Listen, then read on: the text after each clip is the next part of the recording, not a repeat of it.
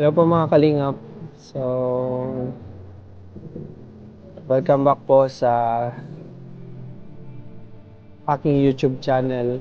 Ito na po yung ikangalawang channel ko.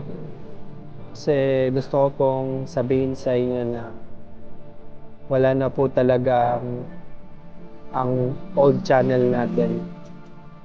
Officially, nawala na po talaga siya.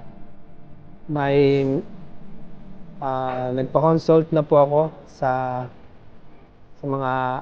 IT. Siya at sa mga taong nakakaalam. So, yun po. Official na po na wala na po talaga yung YouTube channel natin.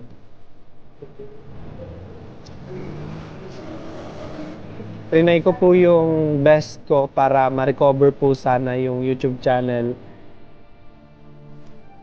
Kasi nakakapanghinayang po yung halos 1-2 buwan na effort na ganun po. Nakakalungkot kasi kaka 10K subscribers lang po nung old channel ko, and syempre yung pinaghirapan na makakatulong sana sa akin lalo na sa pag-charity ko. So, nawala na po talaga siya. Pero ganoon po talaga na may pagsubok talagang mangyayaring gano'n.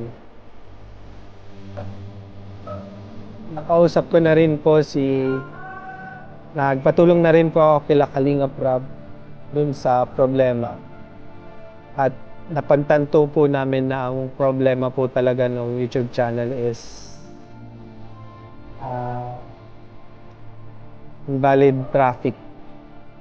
Dahil ang dahilan po nun is yung sa mga pinakadahilan po talaga nun is yung pag-boost pag mamarathon. Dahil nagsuspect po si YouTube na yung YouTube channel ko po ay gumagamit ng boosting. Yung pagpanood po sa vlogs or sa mga videos ng paulit-ulit ng nasa isang IP address. Pag sinabi po nating IP address, yun po yung Wi-Fi. Sa kada Wi-Fi po, meron iba't ibang IP address. So, yun po yung nangyari talaga na dun sa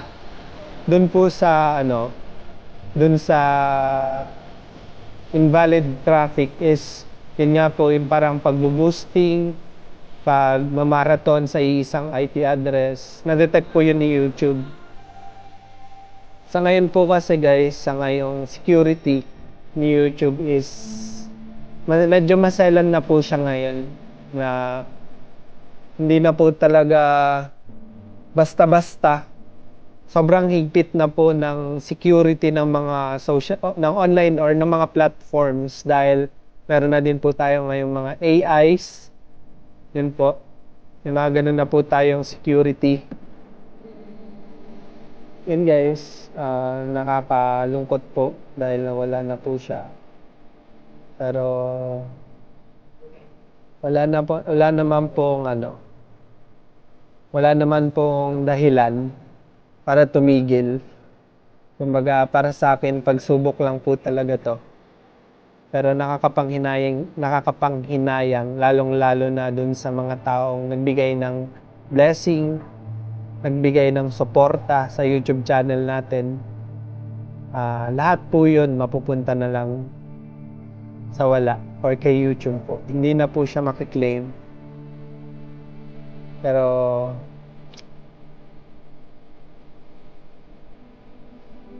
ganun po talaga. Kailangan pong intindihin or kailangan nating lagpasan itong pagsubok na ito. So, yun nga po guys, ulitin ko lang po, yung naging violation po is yung kapag mamarathon, yung boosting. Sana po kung meron lang po advice ko lang po sa mga taong nagmamahal, sana po wag na po tayo mag-boosting na tinatawag. Kumbaga yung sa boosting po kasi, meron pong mga taong binabayaran. May ganun pong sistema sa yung tinatawag na boosting. Meron pong mga taong binabayaran para i-boost yung isang YouTube channel. Guys, gusto ko lang po sabihin, hindi naman po sa sinisisi ko kayo, pero hindi naman po sa ganun. Pero ano po, okay na po sa akin guys yung mapanood niyo yung vlog natin. Huwag na po sana tayong magbayad ng ibang mga tao para i-boost yung yung ating YouTube channel. Mas okay na po organic yung channel natin. Kasi ganito po yung sistema sa boosting. Parang kunwari po, merong isang YouTube channel na sobrang hina. Tapos merong mga taong nag-o-offer na i-boost yung YouTube channel. Ginagawa po ng mga taong yon, meron po silang iba't ibang devices na ipapanoorin, isusubscribe sa iba't ibang account within the same IP address. Kaya guys, sana yung marathon po is applicable pa lang daw po siya sa mga 100k subscribers pataas. Kasi parang kumbaga sa security, sa assurance ng YouTube partner, ano na po siya. Kumbaga, alam na po ni YouTube partner na solid yung mga supporters. At tayo po guys, nagsisimula pa lang po ako sa pagbablog. Parang dun po, nag-assume po si YouTube na merong boosting. Pero, alam po kasi natin na merong pagmamarathon, which is, hindi po siya maganda. Hindi po siya, hindi po siya, nakakatulong po siya sa mga 100k subscribers pataas, pero dun po sa mga small channels po, siya hindi pa po siya advisable ni YouTube. Kaya sa mga taong, ngayon po guys, hindi ko naman po kayo sinisisi na ganun po yung nangyari, pero ganun po talaga yung pagsubok lang po to ng YouTube channel journey ko kasi nagsisimula pa lang din naman ako. Pero maraming salamat po sa patuloy na sumusuporta sa akin at sa patuloy na nagbibigay ng blessings. And syempre, hindi ko po makakalimutan dyan ang Team Kalingap, si Kuya Rab at ang mga kuyas ko na nagbigay talaga ng advice. Lalo na si Kuya Rab, si Kalingap Rab na sinusuportahan pa rin ako kahit ganun yung nangyari sa YouTube channel.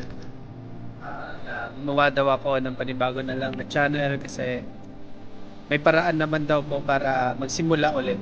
Pag talagang pagsubok lang siya. Siyempre, kila Kuya Bal, kila Ted, at sa lahat po na Kalingap community na patuloy na sumusuporta sa akin. Tingnan lang guys, please, wag na po, sana magkaroon ng boosting na issue or yun nga po. Okay lang po guys, kung gusto nyo i-marathon, panoorin nyo ng once, twice, thrice, okay lang po. Pero yun nga po, ingat lang din po ako ulit na baka mangyari siya ulit. Yun guys, sana supportahan nyo ako. Comment nyo po guys kung anong gusto nyo vlog.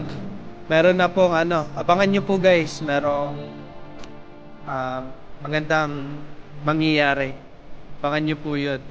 Yun guys, so subscribe po kayo, i-on nyo po yung bell para sa lahat ng vlogs ko, sa lahat ng uploads, sa live, ay updated po kayo. At syempre, like nyo na po yung video natin. Ito po yung unang vlog natin. Ito po yung kauna-unang vlog ko dito sa ikalawang channel.